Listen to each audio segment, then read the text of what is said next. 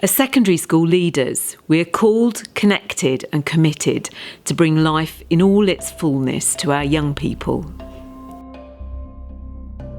My name is Karuna Duzniak. I am an assistant head teacher for worship and community. My name's Elizabeth and I first became a head teacher in 1996. My name's Richard Wheeler. I'm an assistant head teacher. I'm responsible for post-16 learning in our very large sixth form. I've been a head teacher in a secular school for several years and now I'm looking forward to being a head teacher in a faith-based school. My sense of calling to education really goes back to my childhood, but when it came to leadership, that came into my mind very early that I really wanted to make a difference to post-16 students. The reason I went into leadership was because I wanted to make a strategic difference in the lives of children and young people, because I really believe that education is the key to change a student's life forever. One of the things that made me want to be a head in a church school context was that there's no such thing as value-neutral education. We can educate them to be fully alive as human beings, and if we can do that, then we're actually transforming the whole of society to be better. I would say that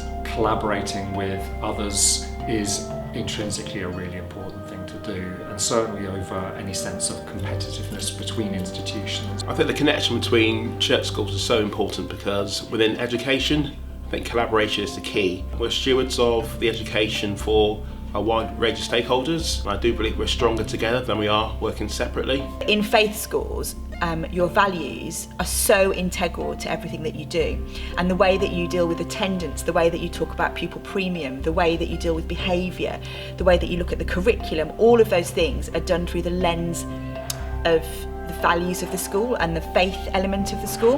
And I think by networking with other schools and by meeting with other schools that have similar experiences to you in that way, you're able to discuss things and talk about the way that your schools run at a strategic level. I think most of my learning comes from speaking to others, and within education you often find there are great ideas just down the road from you or across the country from you if we're willing to open up our doors and work together.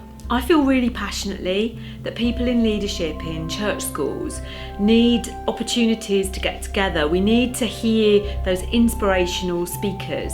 We need to be able to network with people in our regions, and we need to have a voice. We need to be empowered to be the very best leaders we can in the context that we work within.